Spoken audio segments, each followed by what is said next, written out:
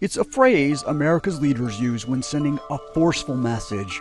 All options are on the table. All options are on the table, but one thing I will not allow is a nation such as Iraq to threaten our very future by developing weapons of mass destruction. Here's President Barack Obama in 2013 telling Iran's leadership, Iran must not get a nuclear weapon. I've said all options are on the table for achieving our objectives. The operative word, all. If the word all is taken literally, all military options include nuclear weapons. In both of these examples, it's unclear whether Bush or Obama are issuing a nuclear threat. And that is essentially the point, is what experts refer to as calculated ambiguity. The Obama administration is debating doing away with that ambiguity, calculated or otherwise. It's considered the declaration of a no first use policy for nuclear weapons.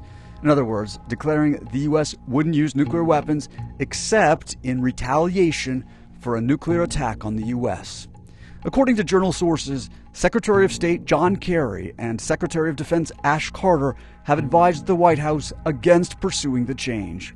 What are the pros and cons of adopting a no first use policy?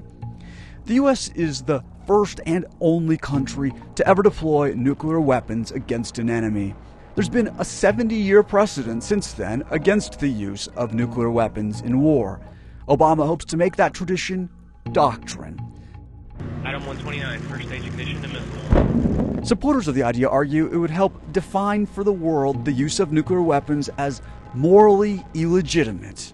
As one scholar argues, it's difficult for any administration to encourage serious international debate about the moral legitimacy of using weapons of mass destruction when the U.S. holds open the option of using nuclear weapons first. Scott Sagan of Stanford also describes the commitment trap problem, that if a president issues an overt or implied nuclear threat against another country, and that threat fails, a president will feel increased pressure to use nuclear weapons to maintain his or her domestic reputation and America's international reputation for honoring commitments. What's more, taking nuclear weapons off the table can discourage nuclear proliferation, helping non-nuclear states determine they don't need nukes in order to prevent weapons of mass destruction threats. Finally, a no-first-use policy leaves intact the strategic deterrence of mutually assured destruction. You attack us with nuclear weapons, we'll respond in kind, even if the consequences are apocalyptic.